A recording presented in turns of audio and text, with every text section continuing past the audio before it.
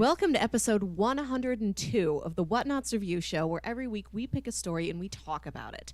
This could be a movie, TV series, anime, manga, comic book, audio drama, all kinds of entertainment. We watch it, read it, listen to it, and then we come back here and we discuss it. My name is Melissa Wilkinson, and we are doing a bit of a special episode here today. My typical co-captain, episode after episode, is Kyle Springer. Kyle, say hello. Hi, I'm still here, kind of. Kyle is still here. We are doing a test run where I have a different co-captain this episode, and Kyle's going to be in the background like our producer, sort of chiming in from time to time and mostly just watching things to make sure I do all the technical stuff right. And my co-captain today is my friend Jacq. Jacq, hello. Hi, Melissa. Audiences may recognize you from our Reactor Core episode on Rise of Skywalker, but this is your first time on the review show. It is, and this is my first time not holding back a cough the entire time, so I should hopefully be able to talk more. That'd be good. Right, I think you were getting over a cold when we went to see Star Wars, so I am doing most of the talking in that episode, unfortunately. Yeah. But we are here today to talk about a movie that you pitched. I let you have the pitches this time. Yeah. And you gave me 3 recent Oscar winners for Best Original Screenplay. And out of those, I picked Parasite, which is the most recent winner and also took everything, all of them. Yeah, did a pretty big sweep this past year. How different the world felt in early February. Yeah, when it's just like, wow, this one guy won screenplay and best foreign language film and best director? Yeah. Wow, all of them. What a feat. I'm glad to be watching this one. This had been on my to-watch list for a while. I was very glad that you pitched it. Yeah, I'm very glad that you chose it because this was a movie that I had seen and I couldn't talk about with anyone else because nobody that I personally knew had seen it, but I had a lot to say and I feel a lot of things about it, so I'm very glad that you wanted to take this on for this week. Mm-hmm. And this was a movie I knew nothing about. I had the vaguest sense of what was going to happen, and even what I thought was going to happen, I was wrong about. So this was a wild ride from start to finish. And Kyle, you did also watch this movie, correct? I did. Yeah. Okay. It was fantastic. Good. We check in with you for your thoughts as well. What was that? No, I'm just saying I want to make sure we check in with you about your thoughts as well. You did the homework. You get to participate in class. Yeah, it was also one I knew people really liked, and I knew it was supposed to be really good, but I really didn't know what it was about per se. And so I went in with just nothing, and I was just like, this is ridiculous.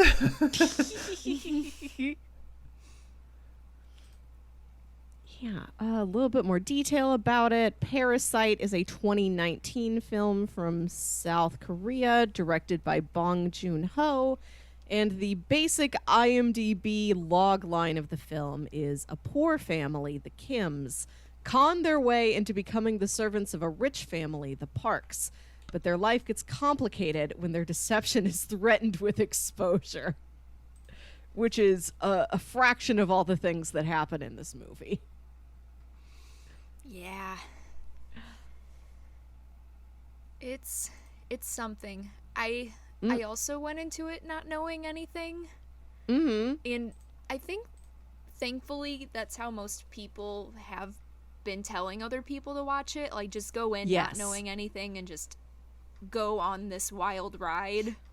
But I will say that I wasn't prepared for certain things. Yeah. So yeah, we can definitely talk about that. And you and I have been watching several Oscar-buzzed movies recently, in that we both turn them on at the same time and then text each other about it. So recently we've watched 1917 and Uncut Gems, and then I watched this. And this was the most harrowing out of all three of those. Right? Right?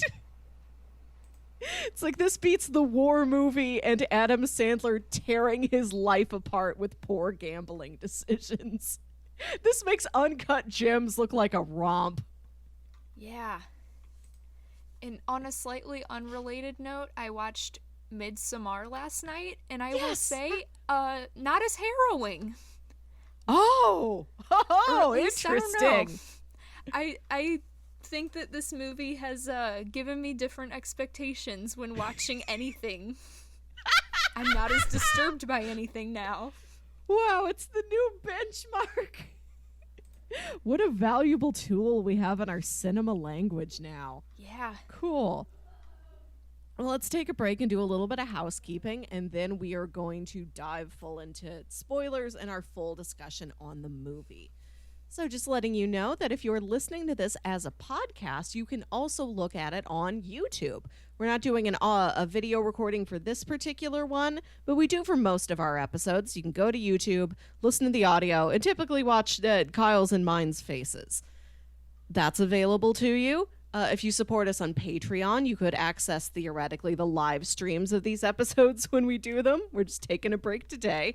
That starts at $1. And if you support us for $3, then you're able to get access to some fun Patreon bonus episodes. We've got episodes on there for the review show, for the Captain's Log. We're going to work on some for the Reactor Core coming up soon. We've got lots of neat stuff over on the Patreon. We appreciate your dollars, but also you could just give us a follow on YouTube or Twitch or Twitter, anywhere you find us. Leave a review, share our shows. In addition to the review show, we also have the Captain's Log and the Reactor Core, as previously mentioned, and Kyle's video game show Crossplay with Ignacio. So there's lots of Whatnauts excitement around for you to absorb into yourself today. There really is. It's nice to have multiple podcasts to listen to every week. We put out a lot of content, and we've been doing it for a while, so there's like a deep backlog if you're the sort of person who just wants to dive into something. Hours of entertainment are at your fingertips. Okay, so I think with our housekeeping out of the way, we can do the spoilers. All right, let's dive in. Where do we even start with this film? Well, I didn't take a ton of notes when I watched it in preparation for the podcast because I still felt like I needed to absorb everything again. Yeah. And refresh my memory. But I will say that one thing I found very interesting about this movie is that perhaps the biggest twist that Moon Gwang's husband has been living in this secret bunker for many years, it's not hinted at all. Oh, it isn't? No, like I kept waiting for some kind of hint that he was down there, and I kept thinking in my head, like I remembered the story that Mrs. Park was telling about Dasong seeing the ghost, and I kept waiting for that to happen before we get the reveal because it seems like one of those things you would hear before it's revealed that someone's been living in that bunker. Yeah. No, it's after. Yes, it is. It's a complete shock. It's a complete surprise. You're right, because I think it's the sister. I'm going to have to review what everybody's names are, unfortunately. I had to do the same thing. Oh boy. Well, the sister's teacher name is Jessica. That's her alter ego name, and she's talking to the mom, and just sort of to kind of tease the mom to like get the mom on her side as paying for these art therapy classes. She's like, it looks to me, based on your son's artwork, did something happen to him last year? And the mom's like, something did happen, but then we never find out anything about that until after you've already been given the clue to, I think that might have been what it is. And then it's afterwards they're like, yeah, that's what it was. You're right. It seems like the order of those events would be flipped. Yeah, and that's how I remembered it in my head. So I kept thinking, am I watching like a cut version of this on Hulu? I don't think they would do that, but I was happy that no, it is in its full format. Just it didn't happen the way I remembered it. So this is what I thought the movie was going to be going in, because I knew pretty much nothing. But I'd heard somebody talking about the movie in very general terms on some podcast. I wish I could remember what it is. And somebody said, talking about the movie, poverty turns you into a living ghost. And I took that as a metaphor. And then I'm sitting there watching the movie and I'm like, is that literal? Because the movie gives you the setup of the housekeeper has been working at this same house for a long time. She worked under the previous owner, then she transferred under these new owners. This is a house designed by the person who lived in it, by an architect. So you can guess, okay, it's got plenty of little hidey holes and secret passages. This housekeeper has been unceremoniously fired. I bet the housekeeper has snuck back into the house and she's going to be terrorizing the families. This is what I thought. Right? And you think, oh, I see where the movie is going. Yeah. And it's like, no, not quite that. You're close. But there's way more to this than you would think. Yeah, I had the same feeling as soon as she rings the doorbell. I'm like, oh shit, this is gonna be a home invasion movie. Like, I totally thought it was going to be that. And she's just like outsmarting the family because she's got all these different places she can hide in. Turns into Ready or Not or something like that. Yeah. No. Yeah, I really like that. This movie is interesting pacing, and that the movie, I'll say this, it starts out and it's very charming, which nobody had told me about. I'd heard it had a great ensemble cast, but that doesn't necessarily transfer to charming, nice.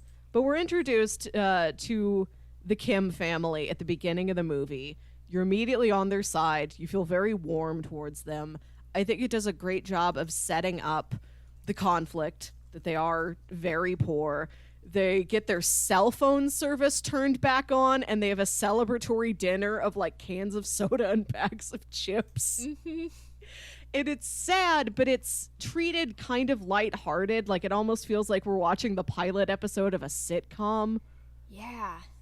Yeah, so like you understand the conflict, you understand the emotion, but the tone is still lighter. Like, you're not watching this feeling distressed. They save all the distress for the end of the movie. Yeah. This feels like 3 movies rolled into one. Yes. And they're all very good. They're just very different tonally. But it works really well still somehow. It does. And so for a while in the movie, you're just watching the Kims try and con the Parks. And they do it really successfully. Like, there is no suspicion, which is interesting. Like, them building up the con is not their downfall. Hubris is not their downfall. Poor planning is not their downfall. Their downfall is all things they could have never predicted. It's all these outside forces. Yeah. And, it's very interesting how your perception of them changes, because I think that I was going into this expecting that my perception of the Park family would be negative. And you do definitely see not so great aspects of them. But I think you also see not so great aspects of the Kim family as well. So by the end of it, I didn't know how to feel about any of them. Right. This is like the one, I asked you a couple preliminary questions about this movie like weeks ago, like after it had just swept the Oscars and I knew you had seen it. And I remember you saying, I really liked it and I got to the end and I wasn't sure how to feel anymore. And then I think you said you read some articles and you were like, oh, that's how I'm supposed to feel. I'm supposed to feel that way at the end of the movie, which is helpful. And I asked you, like, is there any genre stuff to this film? Because I had no handle on it. I'm like, is there a sci-fi thing? Is there a supernatural thing going on? And you're like, oh, absolutely not. It's just people. Somehow. This is one of the most intense just people movies I've ever seen.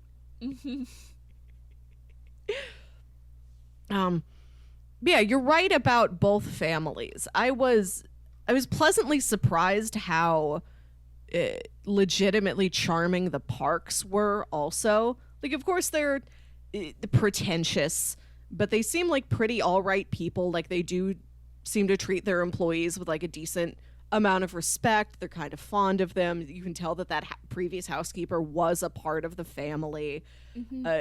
I think the worst thing they do is just the dad being upset that Mr. Parks smells and never talking to him about it, just making gross faces about it, which in the grand scheme of things, I can't be terribly upset about. Yeah, and I think one issue I had with that too is that I don't think Mr. Kim would have been aware of it if he had not overheard a private conversation about it to begin with. Yeah. But yeah, it's tough. Yeah, like they're only as fallible as anybody else is. They are not worse than anybody. Which was, like I said, a pleasant surprise going in. Like, you would see this setup and you'd think, oh, the rich people, they are all fools. They are all bumbling jerks. It's like, oh no, they certainly have their flaws. There are things that they do not handle well, but they seem like all right people, and they seem like they do really like each other. Like, as a, it's not a backstabbing family unit. Neither of the families are, which was nice. Yeah. I felt pretty much the same way. I'm glad that we can talk about this now, because I didn't have anyone to talk about this with for the longest time. Right? Yeah, so you're being set up for this movie where nobody is the bad guy. Like, everybody's kind of on a fairly even playing field in terms of wrongdoing and also goals and things they want to attain. Like, you're not clear at the outset who is the antagonist going to be. You think you know what's going to happen. You think, like, oh, the Kims are going to slip up, or the Parks are going to, like, really hyper scrutinize them and, like, find some flaw in this plan, and then neither of those things happen. And then the antagonists I guess you call them the antagonists, are introduced, and even then it's like, I just feel bad for you. Yeah. Like, you're kind of rooting for everybody in this movie. Like, you want everybody to figure themselves out.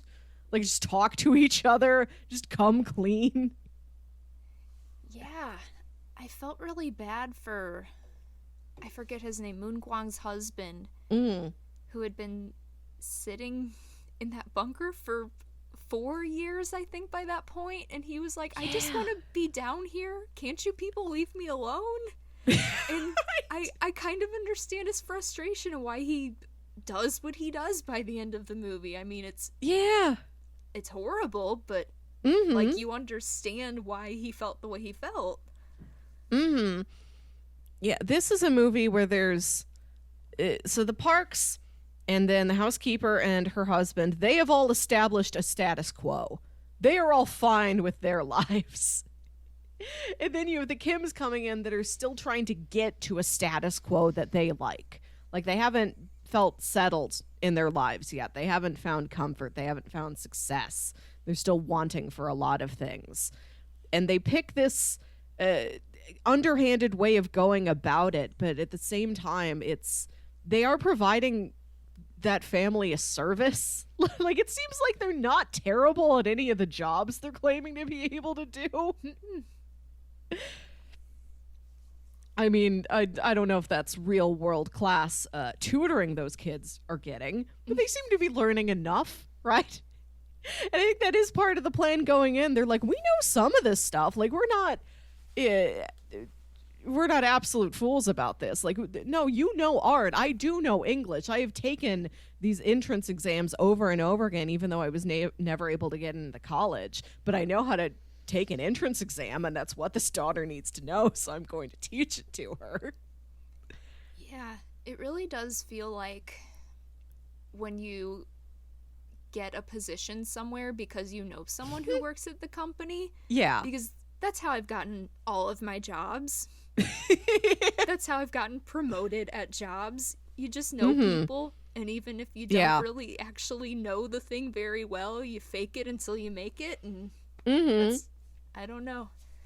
It's interesting seeing that play out in this and feeling like it does apply to real life very much, even if none of us are necessarily con artists. We do kind of find a way to just make it work somehow, even if we're not quote-unquote qualified for it. Yeah, which is what they're doing. And you're looking at it and you're like, I know this is lying and underhanded, but this also seems like it could be a situation in which nobody does get hurt if everybody handles it correctly. Like, it's bad, but it could be harmless if you just don't go too far with it, you know? Yeah, I think what made me start feeling a little bit uneasy about the moral ambiguity was when they started, oh gosh, how do I describe it, when they would take the peach fuzz and sprinkle it on Moon Kwang. I'm like, that's crossing a line there. Right. It's like the woman's going to have serious medical problems. You're right. That is the turning point where it's, oh no, this has gone from fun roguery to a legitimate threat that I don't know if I enjoy watching. But at the same time, it's like, oh, that's clever. Like, this was me watching like the first hour of the movie when all of the con is getting set up. It's like, this isn't good, but this is a delight to watch normal people establish a con with very basic skills to them. You could watch an Ocean's 11 and it's cool and fun and impressive, but you can't do that stuff. It's weirdly thrilling to watch normal people pull off a con. Yeah. I kind of wish that the movie would have stayed that way. I mean, I don't know where they could have gone from there, but right. Yeah, it's fun. Like, these are my legitimate fantasies. I wish I just want to know, and I'm a good soul. I'm an innocent, polite soul, but I wish I could just experience what it's like to lie my way into a situation and then back out again. Like, you kind of wonder, like, could I do it? How would I do it? What would my strategies be? It's like a fun mental puzzle. Yeah. It's like, I don't want to go to an escape room. I want to con my way in and out of a rich person's house. That is what I would like to do. So it is like this weird fantasy you're watching for like the first hour of the movie. It's like, this isn't good, but I like to see it. It's interesting to see it, and it is like kind of a weird wish fulfillment. I'll give you that much. It is interesting that you describe it that way, because I think when I first rented this movie off of Amazon, because Family Video only had one copy, so it was never there, back when we could go to Family Video. And I think the description described it as a modern-day fairy tale or something in that regard, and I still hadn't watched it yet, so that just threw me off even more. Like, how is this going to be a fairy tale? So I had a loose concept that the movie was approximately, as far as I could tell, like I said, I really went into this pretty blind. I thought it was a dark comedy, and I thought it had some horror thriller elements. So I knew there was like tense stuff happening later. But watching the beginning of the movie, what it really reminded me of was like Tartuffe. This reminded me of an old comedy of errors play I would have to read in a literature class. It's like Tartuffe, The Importance of Being Earnest, the first half of Parasite. Like, I haven't... When was the last time anybody made a story like this? And, like, it felt really timeless watching it. Like, I feel like this is a movie you could set in a lot of different time periods. I mean, it's like texting plays some role in it. Like, you're scared that like your phone's going to go off and nobody's supposed to know that you're there. Like, that element of it is very contemporary to like the last 20-ish years or so, I suppose. But the other parts of it, I'm like, yeah, how is this going to secret passageways and hidden dudes like at any point in history? Like, you could tell this story as a period piece in so many different decades across the world. Yeah, you really could. Mm-hmm. Was there anything else that stood out to you, or anything else you want to discuss? Let's see. I love this house. I didn't know anything else about the movie going in, just that the house, it had good house. I could see the house. So they played clips of it at the Oscars, out of context, and short enough that you really can get no grasp on what is happening. It's just a family running around yelling in this beautiful, like, clean, contemporary mansion. And so I at least set it aside in my brain as, well, if you ever just want to look at a pretty house for 2 hours, you could rent Parasite. Which sometimes I do. I have looked at movies like, what kind of house are they in the whole time? What kind of architectural vacation can I go on? This made excellent use of that house. House is the star. Yeah. It's got really interesting architecture. I like that there's the kitchen and there's that dark stairway down into the basement. And then from there, like, you roll the shelves away and then there's a secret door. Like, it keeps going down. Like, this is a deeper house than I would have imagined, which I really liked. That even architecturally, I'm like, oh, I've never been in a house like this. I didn't know there was a house like this. It's like the movie itself. It's like, okay, I kind of see what's going on here. I think we've got like this extra layer that's going to be added to it. And then it's like, no, here's 3 more layers on top of that. And that's what the house itself is like. Like, oh, there's still more stairs. There's still more levels. You go down into that little bunker and it's so big. Like, it's cramped, but like it's all these little hallways and like little alcoves and tiny rooms. And it's kind of twisty. Like, it's bigger than I would have expected, like the whole movie. It's very metaphorical.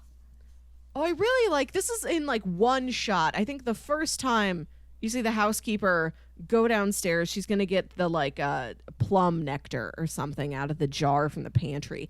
Like, she walks past this room that's clearly like dry goods storage, but it's lit like it's a store.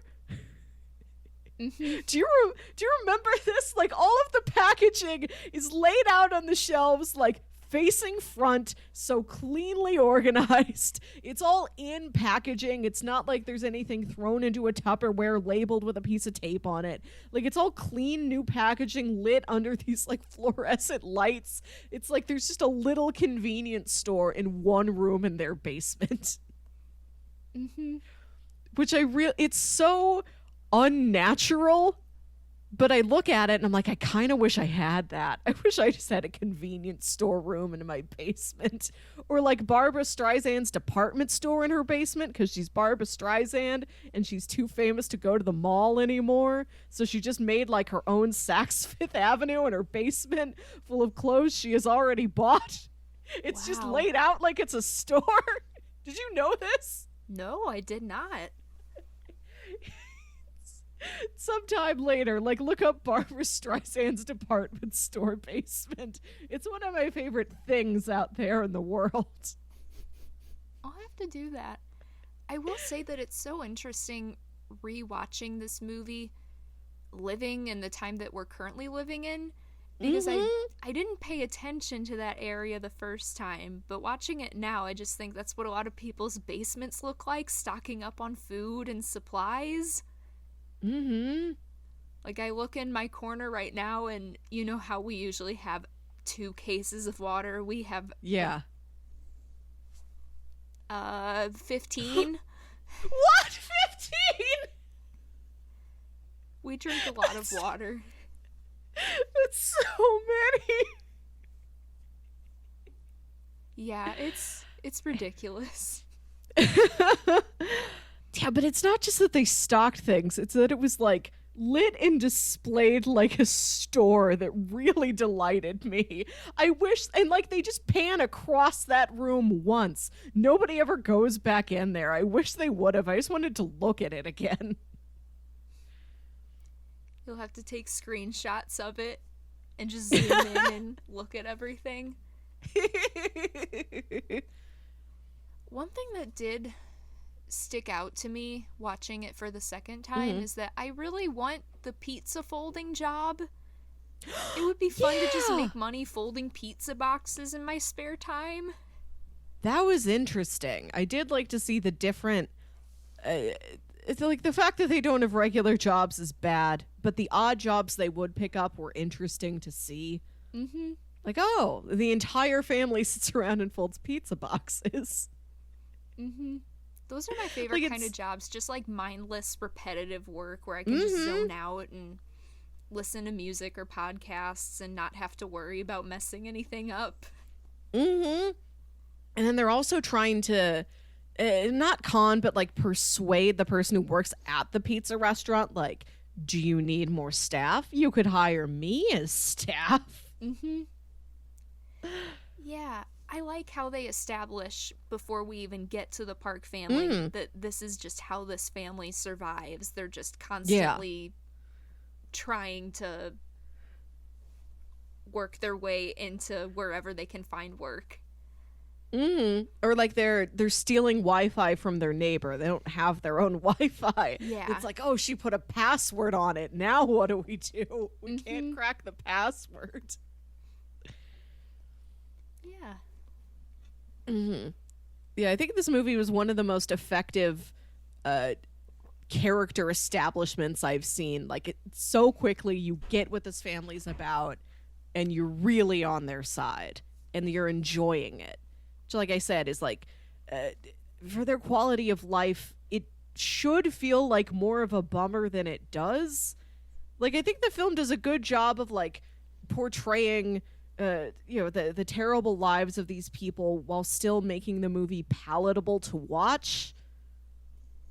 Yeah, I think it's not until the very end or towards the end when Yeah. their whole home floods and Yeah. you see the devastation of that, and to the Parks it was just, oh, their camping trip is ruined and they get to just kind of relax, and Dasong gets to go out in the tent in the yard and have fun, and Yeah. it's interesting. Yeah, this is such a tonal shift across this movie. And you think you know what it's going to do, and then it doesn't. Which can be said about several films, of course. But I think this is one of the primest examples of it. Of no, you are not in for what you think you are in for. Like, watch this whole thing crumble around you. I was thinking about this movie today and how nobody comes out on top at the end. Like, nobody does. This is such an oddly even-handed movie in that when you're introduced to all the characters, you sympathize with all of them. And like I said, where the Parks would traditionally be the bad guys in this movie, they're really not. Like, you still kind of want them to, like, you sympathize with them. They do still kind of charm you. You do want them to lead an okay life. Every character you're introduced to, you sympathize with. Like, you want things to work out for everybody, is the attitude I had in the movie. Like, I didn't want to see anybody get their comeuppance. Like, I just wanted, like, everybody should talk to each other. I'm sure there's a solution here that will work for everybody. I'm like, I believe they could find that. So this movie starts with, I'm on everybody's side. I want all these people to find a way to live well. And the movie ends with, oh, nobody did. Nobody's living well. Nobody came out the winner. Everybody has lost. Which I think makes it a harder pill to swallow, just because Yeah. like, you don't, like, after all of that work, the Kim family didn't truly succeed in any way, and they're kind of right back to where they started, except worse off, because Ki-jong is dead. Mm-hmm. And the father is now in the basement until further Yeah. notice. And, yeah. And like even the parks, you imagine, still have money. You know, I'm sure they got another nice house somewhere. They still like lost the father of the family. They, you know, their entire life for the last several years had been a lie. Like they have had a serious trauma given to them. Everybody has. And even if it was a movie that went in another direction where like the parks were a little bit more vindictive and did manage to scrape by and kind of come out on top at the end of the movie, I think the beginning of the movie still set you up with like enough fondness for them that at the end of the movie, like even that may be more comforting than what we actually end up with. Like to have a bad guy get away feels better because the bad guy has at least been like entertaining and a little charming up until that point. Like that would feel better than nobody's good. Every person involved in this, everybody's lives got ruined. Heck, even probably that college friend that went to study abroad, he's probably not coming back to a good life either. No. It's like, what happened to him?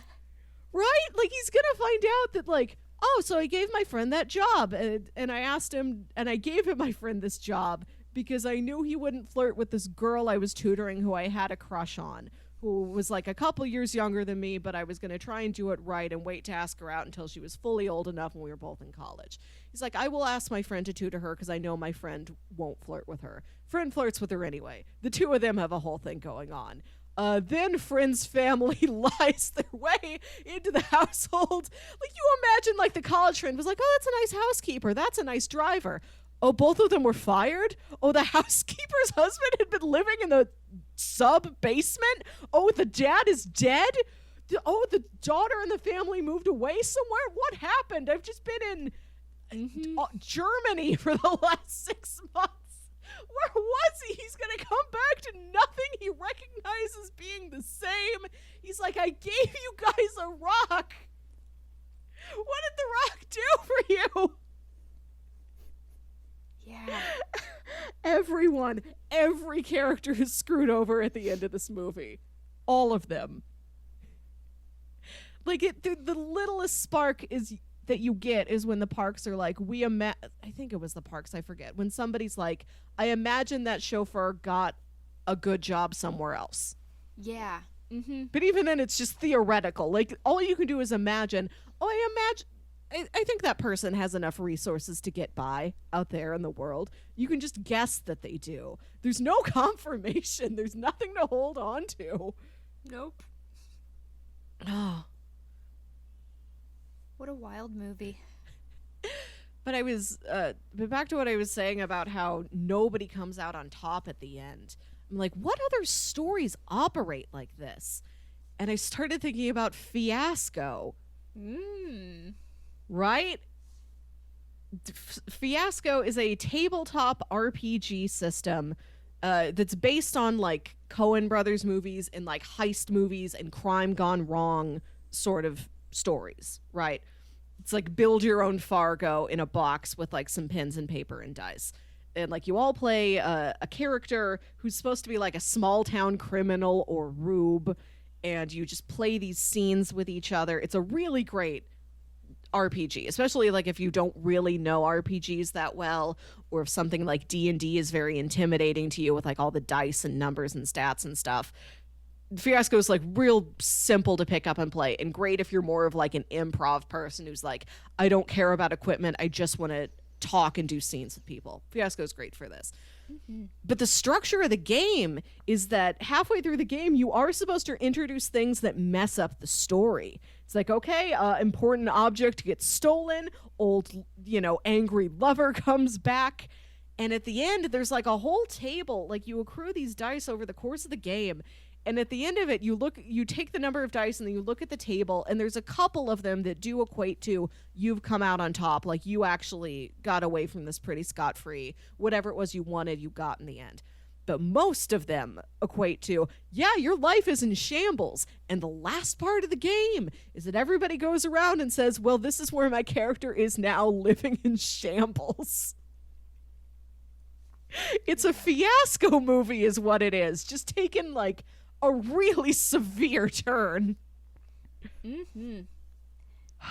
Speaking of fiasco, I think that would be a fun Patreon bonus.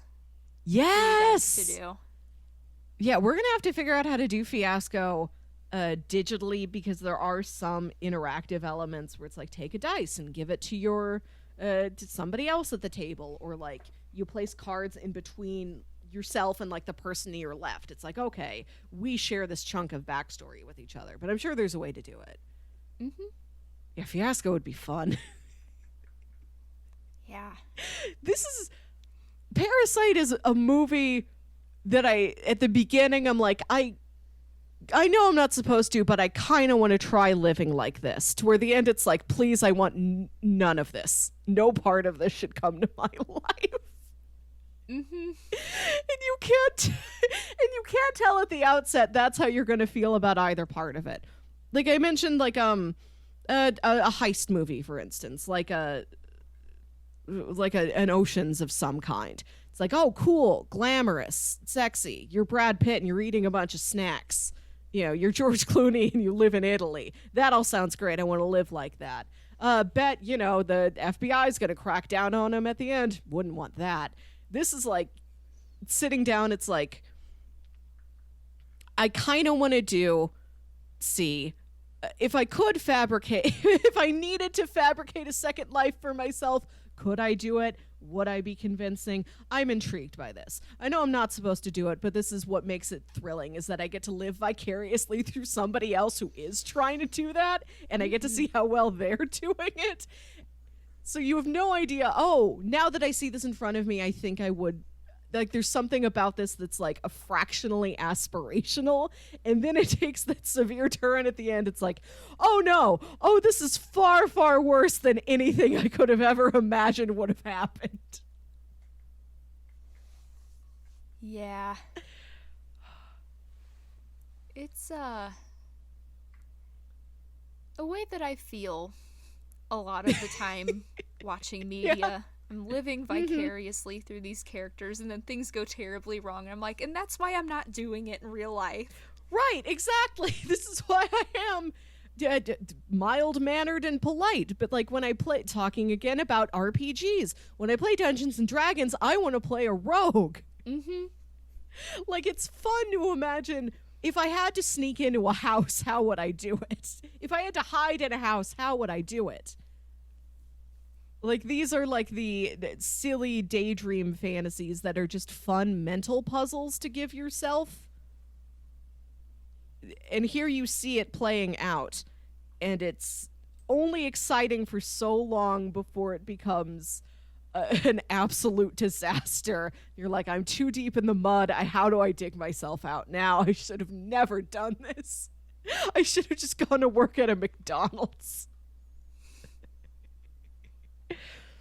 What are some other things that you noticed watching this movie a second time? Because I've only seen it the one time so far, and I imagine there's got to be so many layers to it that you get upon a repeat watching, even if it is, like you said, that you're expecting more setup than there is, and there isn't somehow, but the payoff still works.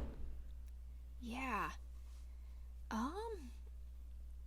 That was the main thing that I noticed watching it for a second time, and I think just gathering a bit of a better understanding of the exposition, because I think the first time that I watched it, I didn't know what I was getting into, so I was just trying to get a sense of how all of these people operate and their relationships with one another and how they change over time. And this time it was nice to just kind of sit back and know where it's going, and even if I'm not happy about where it's going, just kind of be able to take it all in a little bit deeper. Yeah. But, yeah, not as much setup as I expected, though. I was definitely expecting a lot more on the second viewing. I think for the premise is simple enough that I don't think you need that. For such an effective movie, it really does a lot with only here's 10 characters, like 10 main characters and one setting. It's got, for such a powerful end result, it really has very few narrative ingredients to it. Yeah. Like, it doesn't need that setup or exposition or hints.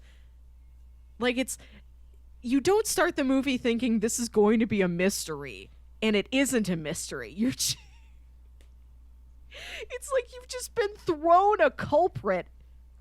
Like, a culprit's just thrown at you and you didn't even know there was a crime going on, is what the movie is. Mm-hmm. It's like, this man robbed a bank, and you're like, there was a bank to begin with? Yeah. Mm-hmm. I'm very intrigued to see what Bong Joon-Ho does next.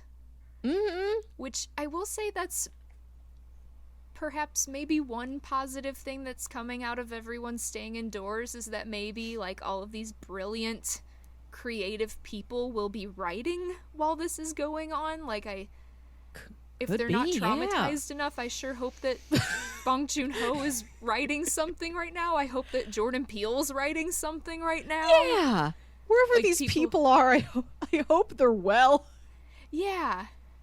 This is going to be such an interesting incubation period, because I wonder if we're going to get so many stories that are so true to life about what's going on, or that are complete escapism, not related to anything we're going through. Yeah. I'm really curious. Ooh, and something that I heard is that Bong Joon-Ho's translator, who was with him throughout award season pretty much, and Yeah. she would always speak for him when they would be up on the podium accepting awards. She said that she's also a director, and she wants to write a movie Oh. about awards season itself. Ooh, Which nice. I'm very intrigued by that. I would love to see that. Yeah, I think the only other awards season movie I've seen is Christopher Guest's For Your Consideration. Mm-hmm. Yeah.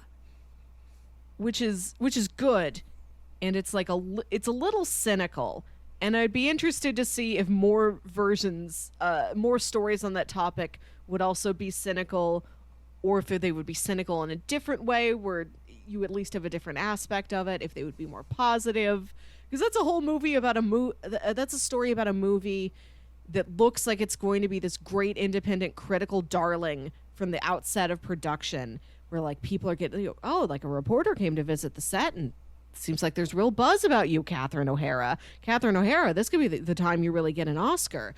And then like more outside factors keep influencing the movie, and it gets really watered down, and like nothing comes out of it at the end in awards season that they thought that they. And they're trying to be so humble, but they like let themselves hope. They let themselves believe maybe this is when we can do this. And then they don't. Like, nobody gets there by the end of the movie. And it's kind of sad. It's a Christopher Guest movie, so it's still funny and charming. Mm-hmm. But I'd be interested to see a movie about awards season from the perspective of somebody who did win a lot of things. What is that narrative like? How does that feel? Mm-hmm. How do you tell a story where you did win everything at the end? How do you introduce conflict? How does that narrative arc go? Is it just going to play like a sports movie where everybody wins everything at the end? I would love to see an awards season movie treated like a sports movie. Yeah. That's cool. Have you seen other movies that Bong Joon-Ho has directed? I have seen a bit of Snowpiercer. I haven't seen the full thing. It was on Netflix a while back. I don't know if it's still on there, but I might revisit it and try to watch more of it if it's still on there. But that's the only other one that I've attempted to watch so far. Snowpiercer, I've heard it is certainly very good. I like every actor I've heard about that's in it. It seems like too much of a bummer for me. We've discussed that I don't like dystopias. And this is like the most dystopian thing you could imagine. Yeah. So I don't think I'll watch it, but I would love to see a 15-minute sizzle reel of the best parts. Yeah. Kyle, you were nodding. Do you have insights? Have you seen other Bong Joon-Ho movies? Yeah, I've seen a couple. I have not seen Snowpiercer. If I'm not mistaken, though, I believe that one is based off of a comic book. Yeah. But I have seen, actually, I have my notes pulled up on here. So we've actually covered two of Bong Joon-Ho's movies in the past on the Whatnauts podcast, which you guys can get on our website. It's kind of the predecessor to this podcast, the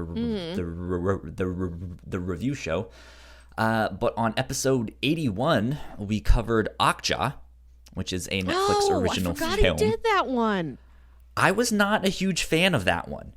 That one is also very wild in the sense that it seems like it's four different movies packed into one. It's kind of like an anime come to life. But it is very heavy on the like anti-meat industry propaganda and stuff like that. So if you're not really into seeing a message like that, I can see why it would be like, this is not what I want to be watching here. Yeah. However, I have also seen The Host, which we covered on episode 98 of the Whatnauts podcast. And that one I loved. That one I thought was fantastic. Okay.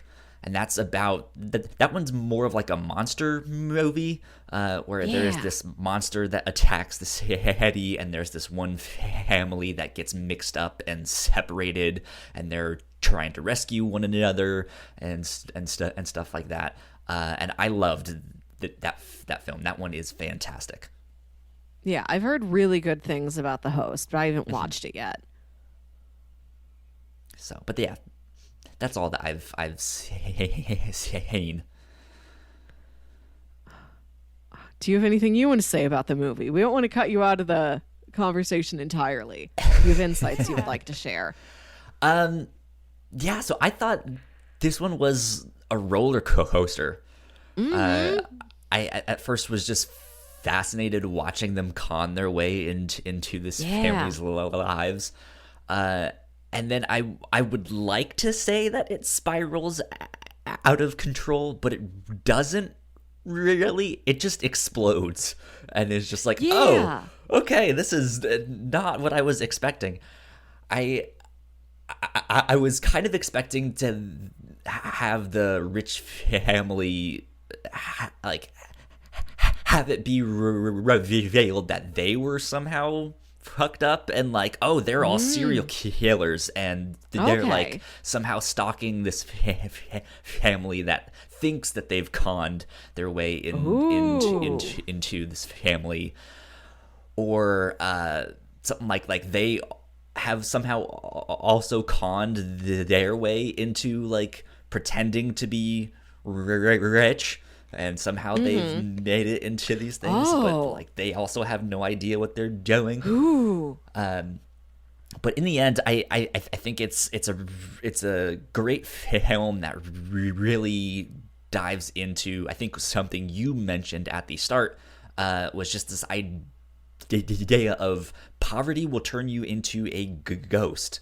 And what that really means of just like, hey, does that mean like you're gonna work yourself to death, or does that mean like in the eyes of rich people you are nothing and you are non-existent, and the really only thing that they can see about you is like, oh, he smells, and that's it.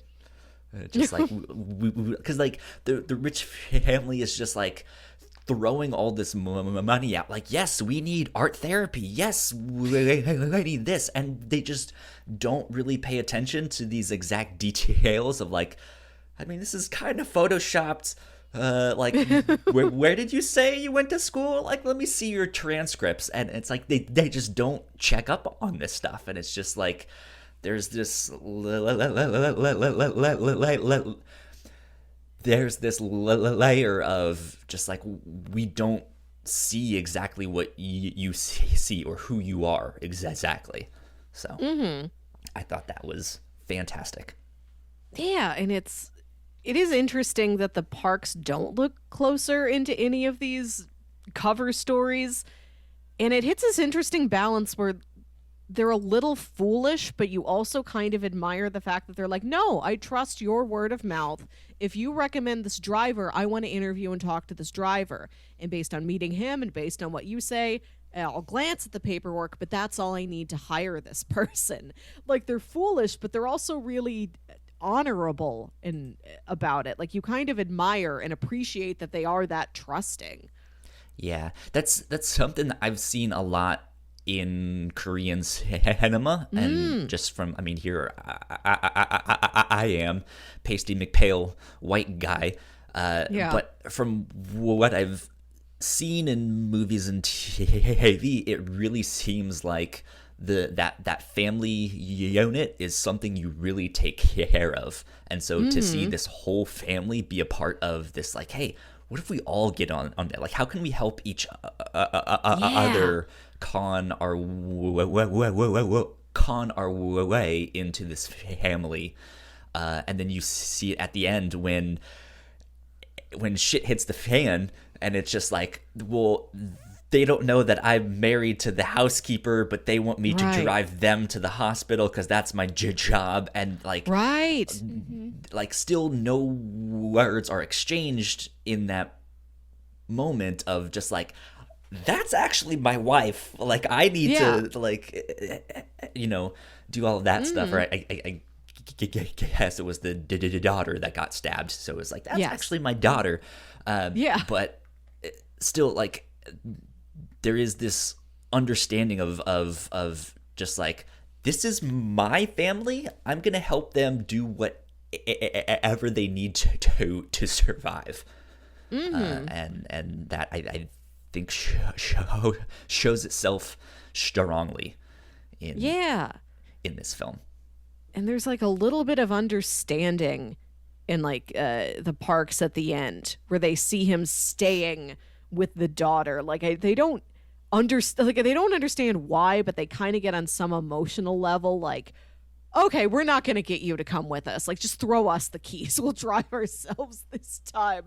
Like, they don't try to fight him about it. Like, they kind of accept whatever is going on. Because honestly, their son is having a seizure. It's not a priority. Yeah, you really wonder, like, how things could have worked out if anybody had an opportunity to just confess what they were doing to the Parks. Because they're set up to be, again, characters that have enough of a kindness to them, enough of an understandability that you wonder, like, if you just told them, things might be okay. Like, they'd be upset, but your lives would not be ruined.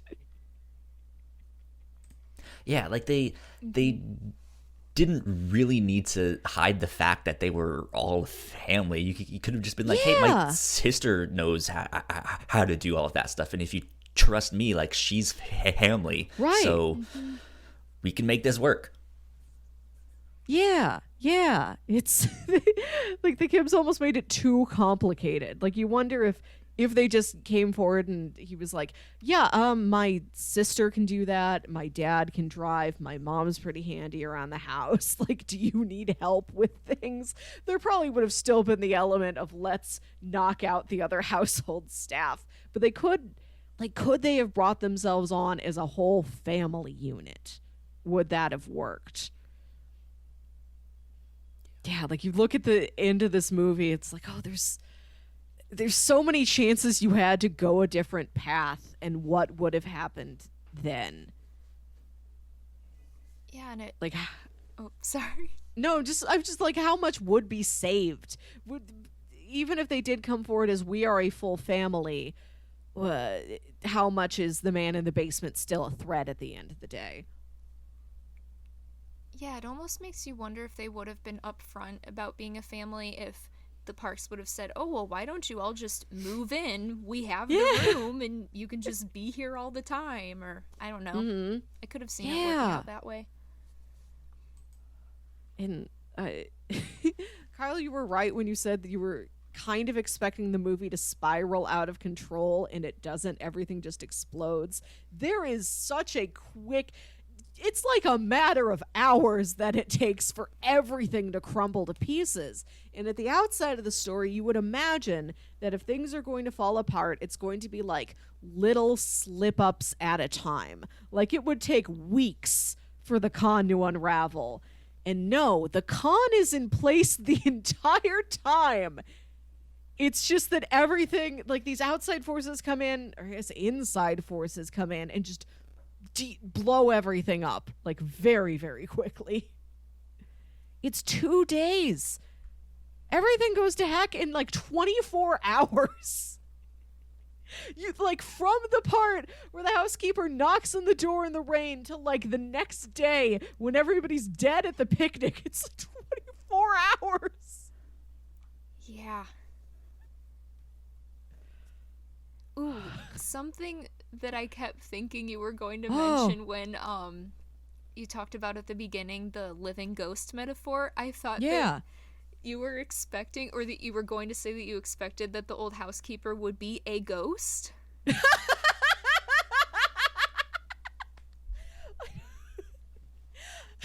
Again, this feels like a movie, but it's not this movie. Everything this movie is, we've come up with all of these other ideas for ways it would go that sound like a movie, but this movie, Parasite, is really unlike anything I've seen. It takes the opposite choice at like every turn. It's really unconventional in a way I really appreciate. Like, even if it does get so dark at the end, it's dark in such a unique way that I appreciate it.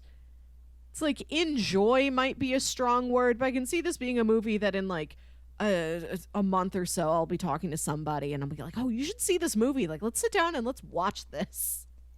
It'll definitely like live on for this. Like, this will be a movie I imagine I would continue to go back to. Because even if the end is so rough, like just the narrative act of getting to that end is so impressive. Yeah, that's definitely how I felt rewatching it. I think I enjoyed it more the second time around.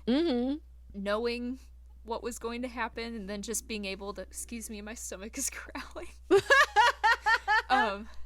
Just being able to fast forward through that one little bit made it a lot more of a pleasant rewatching experience. That's good. Yeah. This was really something. I'm really glad I watched this. I'm glad this did sweep all the awards. Did you see anything else from this most recent awards season? I watched Little Women last night.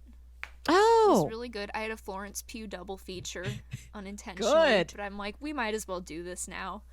Yeah. Yeah. What else have I seen? We saw Knives Out together. We did. Yeah. Kyle, you haven't seen Knives Out yet, have you? No, I have not. You should. I think you would really dig Knives Out. I've Knives heard Out great is things. another. It's another movie that is not what you expect it to be. Okay. Good stuff. I will have to absolutely check it out. Yeah. We've had an interesting combination of films like that. Like, Parasite and Knives Out were definitely, I think I know what's going on. Whoops, no, I don't. In other movies, like we saw 1917 and we saw Uncut Gems, and I think both of those, they had bizarre details to them. But on the whole, like the broad like narrative strokes of the movie operated the way I expected them to operate. Yeah. Although I did not expect Uncut Gems to end with an anime song. Uncut Gems is wild. Like, again, again, I think the narrative operates the narrative does what I think it's going to do, more or less. But the stylistic choices and like the little detours that the movie takes, where it's like, yeah, he has to leave his daughter's high school play, and like these loan sharks like strip him naked and throw him into the trunk of his car, and he has to call his wife and she has to come out from the high school and like unlock him from the trunk, and he's sitting there in his underwear. Or like they go to a weekend concert for a while. Yeah. Or like that subplot about the milk in 1917. I was saying to somebody yesterday that I think we're in a great period for movies being weird. Mm-hmm. Like there's movies that are big scale weird. Heck, Shape of Water won the Oscar like 2 years ago, and that's a movie about a woman falling in love with a black lagoon creature. And it's beautiful and inspiring, and that is a fairy tale for the ages.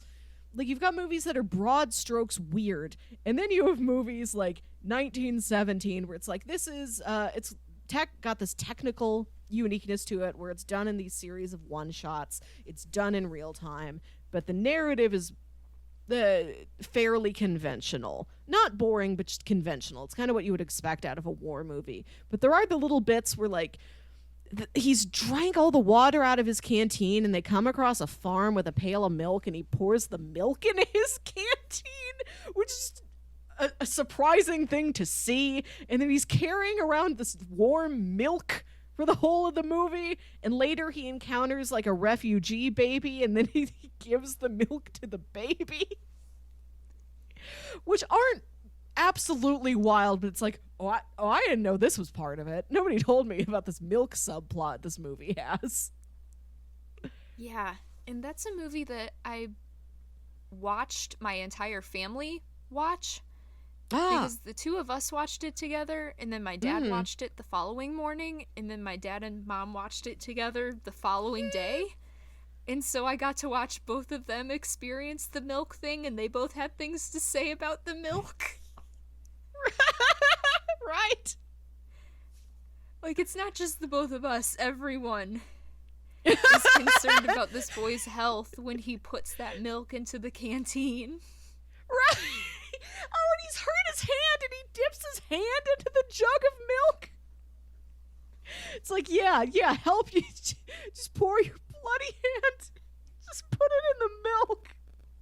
Nature's disinfectant, milk. Yeah. It's a great time for cinema. It is. It makes me kind of sad that movies are just being put on hold for a while. Right. Eventually I'm gonna run out of new movies to watch. But it's also giving us a lot of time to catch up on things. So Right. Like, I don't think I've seen 3 Oscar buzzworthy movies in my life from like the same season. And I did. In like the last 2 weeks, I've watched 3 of them. I may watch more. Is Little Women good? I'm really intrigued by Little Women. It's really good. Nice. I would say that I think I expected it to be slightly better than what it was, just because it was so hyped up, but it's still really good and still worth checking out. Nice. Yeah, I might seek that one out coming up soon. Oh, I might have to slow my roll and wait for more things to hit a free streaming platform. Yeah. But it's a good time to like catch up, and I theoretically could have joined the conversation that everybody was having 2 months ago. If anybody's still having it now, I'm ready. Put me in, coach. I have things to say about a movie now that I've seen it. Okay, I think we're close to wrapping it up here. Do you have any closing thoughts about Parasite? I do not, but I'm glad that you chose this. Although I think any of those movies would have had a lot of things to discuss. I'm glad that I finally got to talk about Parasite with other people. Yeah, the other movies you pitched me were Eternal Sunshine of the Spotless Mind, which I saw once in a film class in college. And unfortunately, I remember it less than I would have expected. It was probably just because I was busy with college things. And like that was one of several classes I had that day. So it's kind of gotten muddled. I would like to revisit that. And you also pitched Get Out, which is a movie I still have not seen. I need to see Get Out. I think that's been one of the big recent holes in my life in terms of being aware of contemporary cinema. I really liked Us, so I'd probably like Get Out. Yeah. Do you have any recommendations? If somebody enjoyed the wild ride that was Parasite, what else would you invite them to check out? I would definitely recommend Knives Out because although they are very different stories, I think, like you said, they're not what you expect, and they both deal with similar issues such as class. And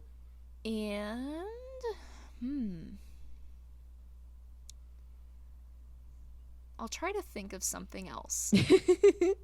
I think Knives Out is a good one, especially for the unconventional narrative structure that it has. And I just mentioned Us. This movie makes Us look really normal. Yeah. Us is another family-based, very tense, more conventional horror movie that also features some pretty cool houses. And metaphorically, people living in basements, I suppose. More basement-centric films. Kyle, you got anything?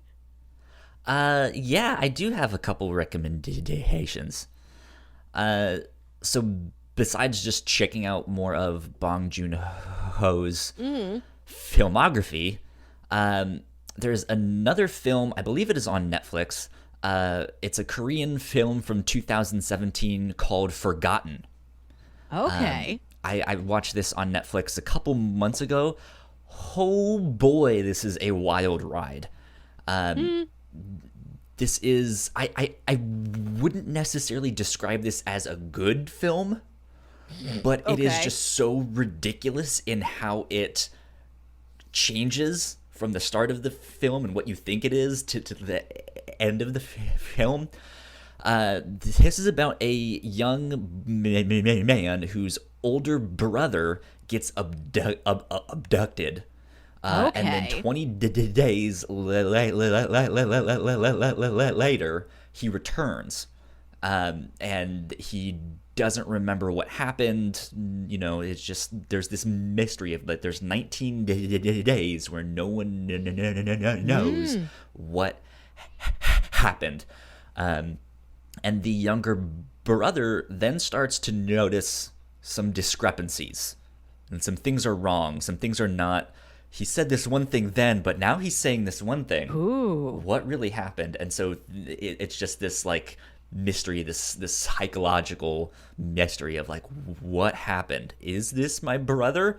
Did he really forget all of that time? Who knows?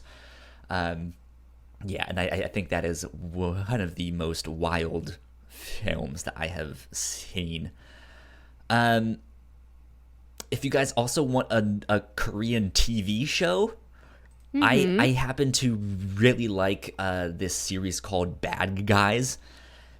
This is much more of a crime show. I guess the only connection is that it's a Korean show. Yeah. But there is, I believe they're both on Netflix. There's the original, which is simply called Bad Guys, and then there's like the Netflix like their version of it, which is called Bad Guys Vile City, and it's kind of a sequel, kind of a spin-off thing, but not really. But the basic concept behind that is to take down some of these corrupt politicians and stuff like that. They need to find cops that are also crooked and stuff like that, and make a team of like, hey, we need a team of bad guys to take down these bad guys. And it is hyper violent, and it is fantastic. I loved it a lot. Okay. I did think of one more recommendation, Yeah. which this also kind of ties into awards-winning movies from the past year. And it may be a little bit abstract, but Once Upon a Time in Hollywood. Oh. Because I think it's structured very similarly to Parasite in the sense that Interesting. it's very charming for the most part, and there is one very intense, very violent scene towards the end. Mm-hmm. And it doesn't unfold in the way that you would expect. Okay. But yeah, Nice. I haven't seen that one yet, but I'm also intrigued by that. it's good. Cool. All right, Kyle, it is your turn to give me some pitches for what we're going to cover next week. It is indeed. So let's see. I have a manga, I have a comic book, and an anime. Okay. Because it's been a while since we've done a manga or Yeah. an anime. First up, let me tell you about the manga. This is entitled The Heroic Legend of Arslan. Okay. And according to Comixology Unlimited, the summary is Ekbatana is burning. In the prosperous kingdom of Pars lies the royal capital of Ekbatana, a city of splendor and wonder, ruled by the undefeated and fearsome King Andragoras. Arslan is a young and curious prince of Pars who, despite his best efforts, doesn't seem to have what it takes to be a proper king like his father. At age 14, Arslan goes to his first battle and loses everything as the blood-soaked mist of war gives way to scorching flames, bringing him to face the demise of his once glorious kingdom. However, it is Arslan's destiny to be ruler, and despite the trials that face him, he must now embark on a journey to reclaim his fallen kingdom. I've actually seen the anime of this, which I believe is on Hulu. It was at one point. I'm not sure if it's still on there now, but this is, if I'm not mistaken, by the same creator as Full Metal Alchemist. If you guys have seen that, which I love Full Metal Alchemist, but I haven't read the manga, and I would love to check it out. And it is set in kind of like pseudo fantasy historical time period. There's knights and stuff like that. So I do like that. Yeah, I thought that one would be a good pick. I wanted to read the first 3 volumes of that. Okay. Yeah, and that is all on Comixology Unlimited. Nice. So we can check it out there.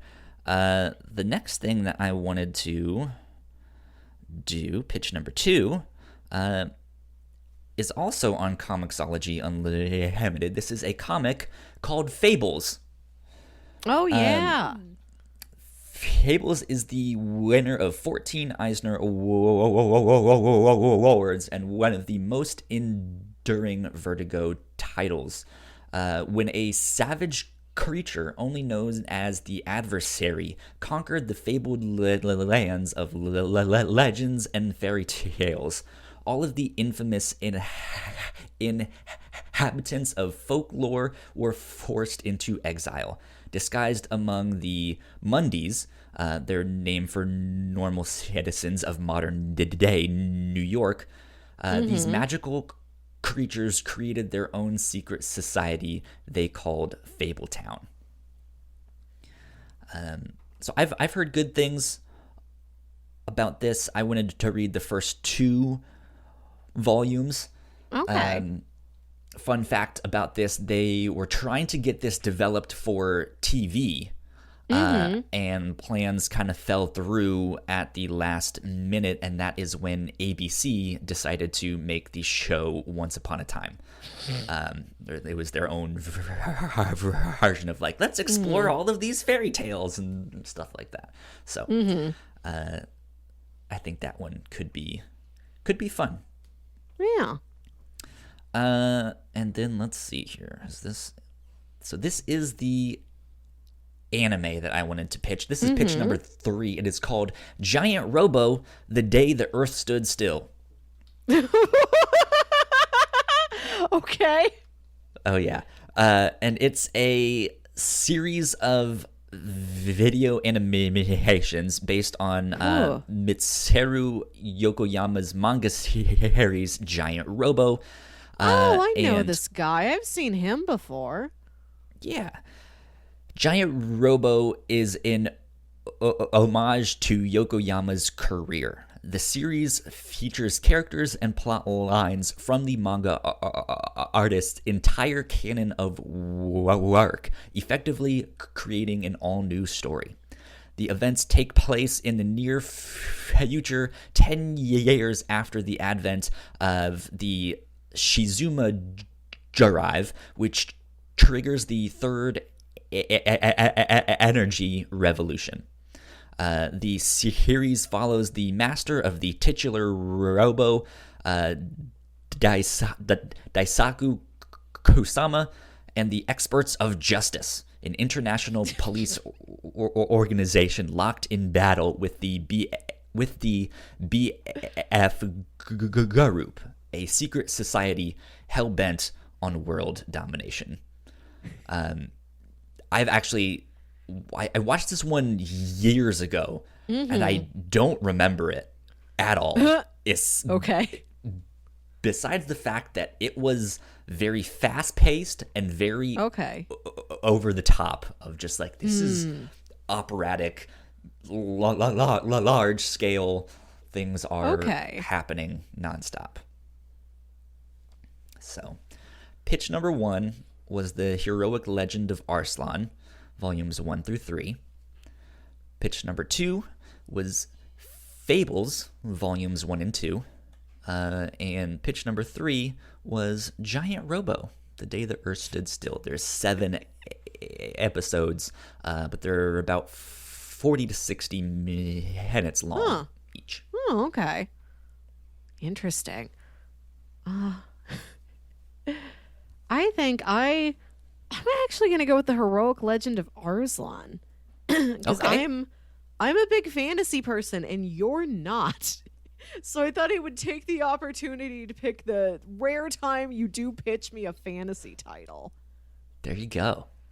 And I just watched The 10th Kingdom, so I'm intrigued by Fables, but I think having just rewatched my personal favorite fairy tale revitalization, all I would do is compare it to that. So I think the timing's bad on that one. I would just talk about The 10th Kingdom the whole time.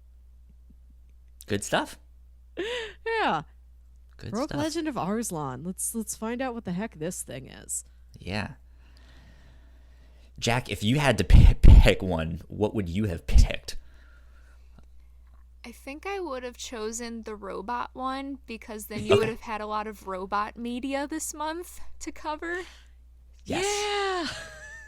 More Mr. Robot at the end of the month. Yeah, very big different series of- robots. Right.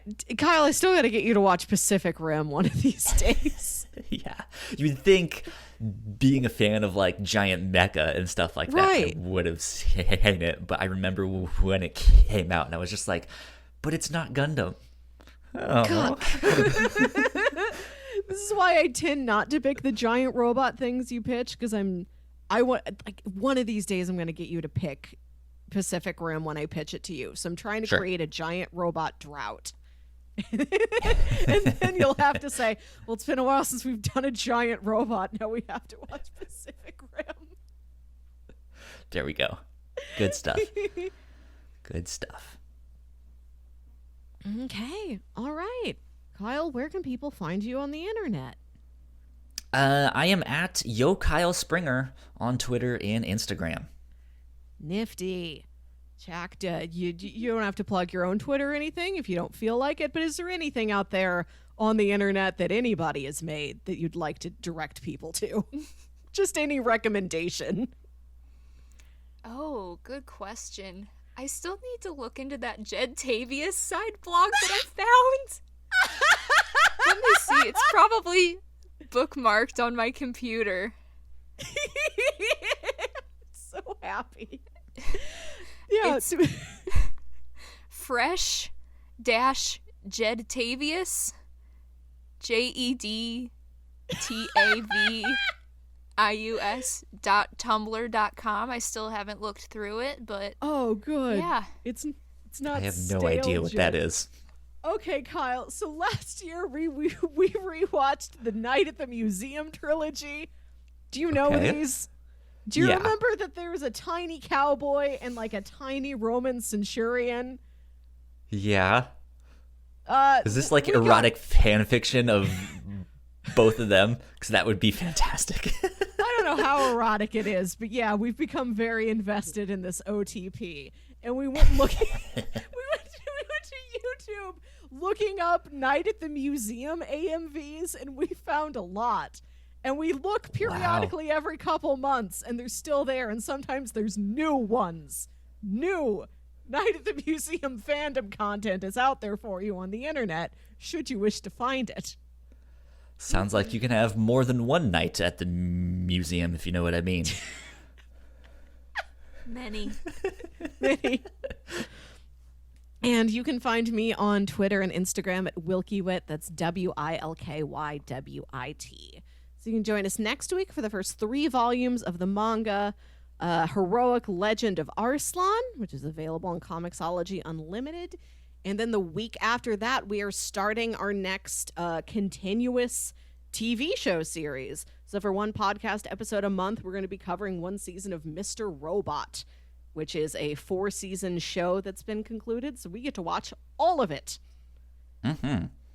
That'll be recorded at the end of each month. So yeah. Looking so you forward can look for to those episodes at the end of the month, beginning of the month, depending on how days shake out. Yeah. I'm excited. Mm-hmm. This is a favorite of yours. It is. It's up there with Lost and Breaking Bad for Ooh. favorite prestige dramas of mine.